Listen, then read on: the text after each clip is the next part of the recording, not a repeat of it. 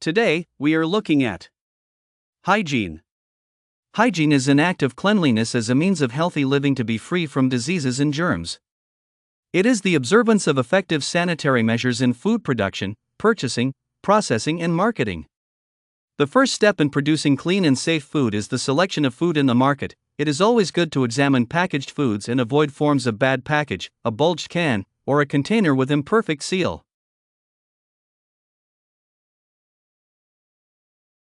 All these precautions will prevent the introduction of already contaminated foods, and therefore, disease-carrying organisms into the kitchen. Some of the sanitary procedures to be observed in the kitchen are: wash your hands with clean water.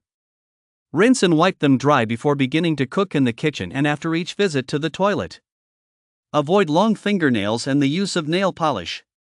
Avoid the use of jewelries on the fingers. Do not leave your hair uncovered.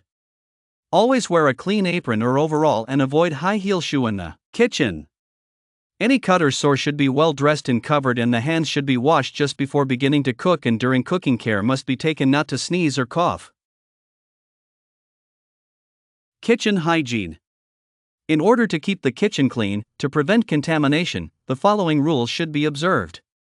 Use only clean utensils and dishes in the preparation and servings of food. Take hold of utensils by their handles and that of dishes and glasses in such a way that the service surface is not touched. Wash all dishes after usage with soap and water and drain by turning them upside down. Keep your work surfaces clean at all times and wipe up any spillage. Always use a clean dry cloth for drying dishes and utensils and boil the cloth daily after use. Keep refrigerator and other food storage place clean.